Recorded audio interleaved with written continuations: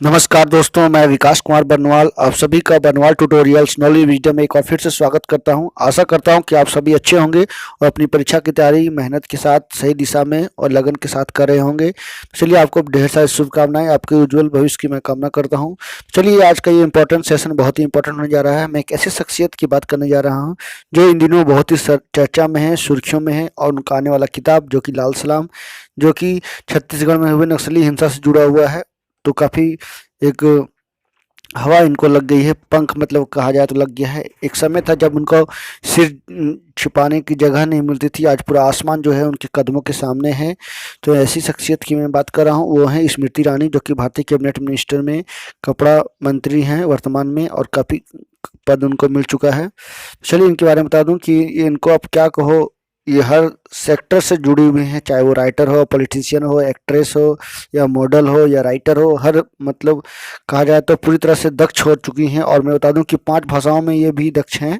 तो चलिए, इनकी जर्नी को बता दूं, इसलिए मैंने जो है हेडलाइन पे आप देखोगे तो राइट साइड में ए बायोग्राफी ऑफ, यानी उनकी सारी बहुत सारी क्वालिटीज़ हैं। इसी कारण से मैंने a biography of dot dot dot दे दिया है। तो चलिए, फटाफट चैनल को सब्सक्राइब कर दिए, लाइक कर दिए, शेयर कर दिए, यदि नए हो तो बेल आइकन प्रेस कर दिए ताकि ऑल काइंड से नोटिफिकेशन मिल सके। तो चलिए, आज का सेशन इंपॉर्टेंट सेशन की शुरुआत करते हैं और उनके बारे में विस्तार से जानते हैं, उनकी आत्मकथा को। तो सबसे पहले हम लोग जानेंगे कि क्या उनकी शुरुआत हुई है। तो तुलसी के रूप में टीवी के आदर्श बहू, भाजपा की तेज तर्रार नेत्री और अब राइटर या पहचान जो है स्मृति जुबिन ईरानी को मिल चुका है। स्मृति ईरानी जिसका बचपन संघर्ष में बीता है, करियर में उन्होंने जो है कई बार रिजेक्शन का सामना किया, लेकिन जब उन्होंने अपने जीवन में की रफ्तार पकड़ी तो पीछे मुड़कर कभी नहीं देखा। टीवी की इमोशनल बहू से लेकर के आक्रामक तेवर वाली राजनेता के सफ़र बेहद जो है उनका दिलचस्प रहा है। जल्द ही उनका लिखा हुआ उपन्यास जो कि लाल सलाम आने वाला है, जिसका वो इन दिनों जो है काफ़ी प्रमोशन कर रही हैं। बता दूं कि यह पुस्तक अप्रैल 2010 में छत्तीसगढ़ में दंतेवाड़ा में हुई केंद्रीय रिजर्व पुलिस बल यानी सीआरपीएफ की 76 जवानों की हत्या से प्रेरित है। यह देश सेवा के लिए खासकर नक्सली इलाकों में जिंदगी खपाने वालों पुलिसकर्मियों को श्रद्धांजलि है। प्रमोशन से ऐसे विवाद भी जुड़ा हुआ है। कुछ मीडिया रिपोर्ट्स के अनुसार जब वो प्रमोशन के लिए द कपिल शर्मा शो के सेट पर पहुंची तो गार्ड ने उन्हें पहचानने से इनकार करते हुए सीट पर प्रवेश देने से मना कर दिया। तो ये कुछ सुर्खियाँ थी, तो ये सब चलिए होती रहती हैं जीवन में, उतार चढ़ाव।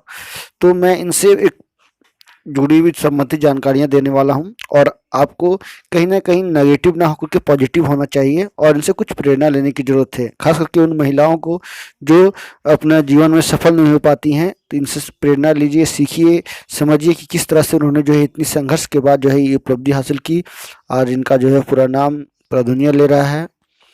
तो बात करूँ मैं कि स्मृति ने एक बार साक्षात्कार में कहा था कि उन्हें लेकर माता पिता के बहुत बड़े सपने नहीं थे, वे चाहते थे कि किसी अच्छे लड़के से शादी हो जाए, बस। उन्होंने कभी कल्पना नहीं भी की थी कि वह इतनी ऊंचाइयों तक पहुंचेंगे। राजनीति में आने के बाद भारतीय जनता पार्टी की रैलियों में सर्वाधिक डिमांडिंग नेता ये रही हैं, चाहे 2014 के चुनाव की बात की जाए या 2019 लोकसभा चुनाव की बात की जाए।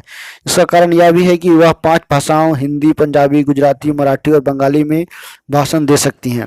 और बता दूं कि उनका जन्म 23 मार्च 1976 को नई दिल्ली में हुआ था। उनका परिवार की बात की जाए तो उनके हस्बैंड जुबिन ईरानी हैं, बेटा का नाम जौहर ईरानी, और 2 बेटियां जोइस ईरानी और सैनल ईरानी हैं।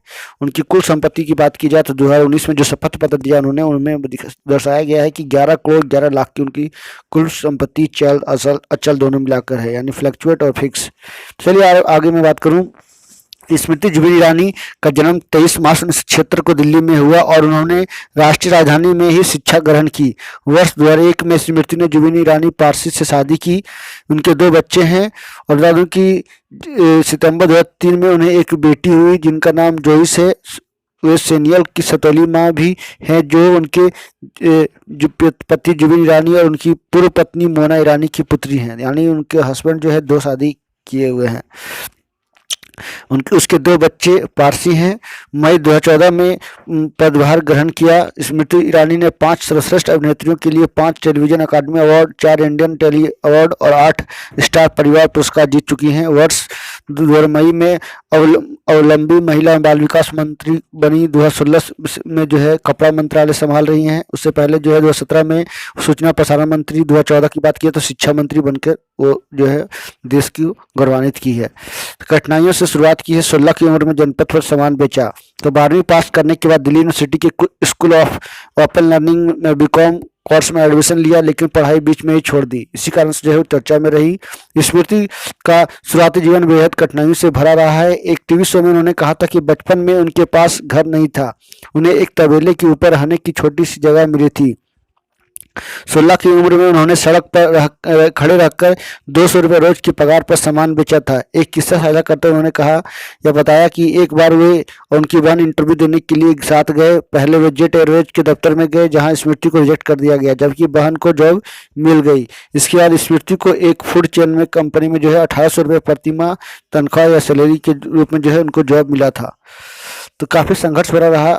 तो मैंने आपको पहले बताया कि एक समय था जब उनका सिर झुका छिपाने का जगह नहीं मिली थी। आज उनका आसमान जो है, पूरा आसमान उनके कदमों के सामने है। तो एक बहुत बड़ी उपलब्धि है, एक बड़ी शख्सियत के रूप में बन चुकी हैं, रोल मॉडल के रूप में बन चुकी हैं, खासकर महिलाओं के लिए। तो जर्नलिस्ट बनना चाहती थी, मिस इंडिया कॉन्टेस्ट तक पहुंची। स्मृति ईरानी पत्रकार बनना चाहती थी, लेकिन उन्हें वहां भी रिजेक्शन का सामना करना पड़ा। 21 साल की उम्र में मिस इंडिया कॉन्टेस्ट में भाग लिया, हालांकि वे फाइनल तक नहीं पहुंच सकी। इन्होंने 1998 में सिंगर मीका सिंह के एल्बम सावन में तो शुरुआत की उन्होंने सावन में लग गई आग। इसके बाद कई टीवी सीरियल में काम किया, पर असली पहचान सीरियल कभी सास हुई बहू कभी बहुत ही से मिला, वो जो कि काफ़ी फेमस था। एक समय में हर घर की महिलाएं इनको देखती थी। इसके अलावा उन्होंने जो है विविध शो टीवी शो की प्रोड्यूसर रही है, डांस रियलिटी शो ये है जलवा का होस्ट भी उन्होंने किया। इतनी बड़ी उपलब्धि जो है इतनी संघर्ष के बाद मिली। इतनी आसान नहीं होती है, जीवन में काफ़ी सेक्रीफाइस करना पड़ता है, स्ट्रगल करना पड़ता है, तब मिलती है उपलब्धि। तो इससे आगे मैं आपको बहुत सारी जानकारियां इनसे जीवन से जुड़ी हुई बताने वाला हूं, ताकि आप सभी महिलाएं, खास करके लड़कियां जो इनसे प्रेरित हो सके कि किस तरह से एक महिला ने जो है जमीन से आसमान की ओर उनका पंख लगा, तो कैसे उनकी उपलब्धि चढ़ी, आप देख सकते हो। एक समय बात की जाए तो जब कांग्रेस के गढ़ अमेठी, जो कि राहुल गांधी का लोकसभा क्षेत्र था, तो राहुल गांधी को चुनाव में जो है हराया। वो साल 2003 में स्मृति ने भाजपा ज्वाइन की। वर्ष 2004 में दिल्ली के चांदनी चौक से कपिल सिब्बल के खिलाफ चुनाव लड़ा, लेकिन हार गई।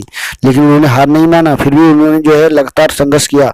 2010 में पार्टी की राष्ट्रीय सचिव बनाई गई। इसके बाद पार्टी ने उन्हें महिला शाखा का राष्ट्रीय अध्यक्ष बनाया। वर्ष 2014 में अमेठी से राहुल गांधी के खिलाफ चुनाव लड़ा और फिर हार गए। बावजूद इसके बीजेपी ने उन्हें MHRD यानी शिक्षा मंत्रालय जो है उनको सौंपा। वर्ष 2019 में अमेठी से ही राहुल के खिलाफ फिर चुनाव लड़ी और 55,000 से अधिक वोटों से जीत मिली। तो ये है आपकी पॉजिटिव थिंकिंग। इस चुनाव पर लिखी गई किताब अमेठी संग्राम ऐतिहासिक जीत अनकही दास्तान के अनुसार 2014 में हार के बाद स्मृति ने अमेठी में काम करना नहीं छोड़ा। वर्ष 2019 के चुनाव में जिस दिन परिणाम आना था, उस दिन पूरे दिन जो है वो गाने सुनते रही और किताब पढ़ती रही। काउंटिंग शुरू होते ही स्मृति राहुल से 16 वोट से पीछे हो गई, लेकिन यह सिर्फ एक बार हुआ। उसके बाद उनकी जीत का दायरा बढ़ता रहा। जीत के बाद उन्होंने दुष्यंत कुमार की लाइन ट्वीट करके कहा था कि कौन कहता है कि आसमान में सुराख नहीं हो सकता। तो बिल्कुल सही बात है। आपकी कठोर परिश्रम और सकारात्मक सोच होनी चाहिए लोगों के पास, तभी जो है आप अपनी उपलब्धि की ओर, अपनी दिशा की ओर आगे बढ़ सकते हो। तो ये बहुत सारी जानकारी मैंने दी है और भी आगे आपको देने वाला हूँ। तो यादों से एक बार घिरी भी रही हैं मीडिया में, आप लोगों ने देखा होगा मीडिया रिपोर्ट्स में, चाहे उनकी शैक्षणिक योग्यता का मामला हो या रोहित वेमुला विवाद हो। स्मृति कई मौकों पर विवादों में घिरी रही हैं। सबरीमाला मंदिर पर उनके बयान भी जो है महिला संगठनों ने आलोचना की थी। इसी तरह अक्टूबर 2014 में उन्होंने केंद्रीय विद्यालय में तीसरी भाषा के रूप में जर्मन की जगह संस्कृत करने का आदेश जारी किए। इनके इस निर्णय को लेकर जमकर हंगामा भी हुआ था। लेकिन देखिए, आपको मंत्री का पद मिला है तो रियलाइज कैसे करोगे, एनालिसिस कैसे करोगे, बताओगे तो कुछ ना कुछ तो बदलाव करने की जरूरत है ना। जर्मनी तो कहा जाए तो एक विदेशी भाषा है, क्यों ना संस्कृत की, जो हमारी संस्कृति, हमारे सनातन धर्म का सबसे पुराना विरासत रहा है, उसको बढ़ावा दिया जाए। तो ये सबकी नजरिया होती है अपनी अपनी देखने की। मैं तो कहूँगा इनकी बहुत अच्छी डिसीजन थी। लेकिन हाँ, शिक्षा मंत्रालय का पद जो है उनको दिया गया था, लेकिन वो उतनी मतलब कहा जाए तो जानकार तो जरूर थी, अनुभवी जरूर थी, लेकिन लोगों का मानना था कि वो उस लायक नहीं है, क्योंकि उनके पास ऐसा कोई शिक्षा का कोई बड़ा PhD या MPhil या कोई बड़ा डिग्री नहीं था। लेकिन जरूरी नहीं। तो ये देख सकते हैं कुछ तस्वीरें आप स्टार प्लस से जुड़ी हुई हैं। स्मृति ईरानी कुछ फिक्की की संगठन जो कि महिला संगठनों की जुड़ा हुआ है या व्यापार वाणिज्य से जुड़ा हुआ है, FICCI federation of Indian chamber of commerce से जुड़ी, तो वहाँ पे वो जो उन्होंने कपड़ा मंत्रालय का जब पदभार संभाला तो उसका उन्होंने संबोधन किया। तो ये कुछ तस्वीरें हैं, ये देख सकती हैं, कुछ सीरियल की तस्वीरें, कुछ तो ये तस्वीरें जो है मैंने आपके साथ साझा किए। लगता था कि हाँ चलो आपको भी जानने की ज़रूरत है उनकी तस्वीरों को। तो ये था उनका जुड़ा हुआ महत्वपूर्ण जानकारियाँ, उनकी ऑटोबायोग्राफी या उनकी आत्मकथा कहो। तो ये सभी जो है हम सभी को लिए एक प्रेरणा का स्रोत बन सकता है कि किस तरह से उन्होंने संघर्ष किया और एक राइटर के रूप में बनकर उभरी हैं। तो ये देख सकते हैं मोदी जी के साथ हैं, साफ नीयत सही विकास के साथ नारा के साथ जो 2019 में जो उन्होंने विकास से जुड़ी और उन्होंने जो ऐतिहासिक क्षण को जिया, जो उन्होंने जो है जीत हासिल की राहुल गांधी के खिलाफ, एक बड़ी उपलब्धि उनकी है अब तक की। तो ये था उनसे जुड़ा हुआ आत्मकथा। आई होप आप लोगों को काफ़ी कुछ जानकारी मिली होगी। सो thank you very much for watching. Stay healthy and be happy. और बता दूं कि लोगों को जरूर शेयर कीजिए, लोग भी जान सके इनके जीवन के बारे में, उनसे प्रेरणा ले सके। तो आप सभी का धन्यवाद। आप लोग अपने दोस्तों के साथ, अपने साथियों के साथ जरूर इसको शेयर करें ताकि लोग भी इनको जान सके। So thank you very much for watching. Thank you again. सबा खैर, धन्यवाद, नमस्कार। तो चलिए नई जानकारियों के साथ मैं फिर आपस एक बार आऊँगा। तो थैंक यू वेरी मच।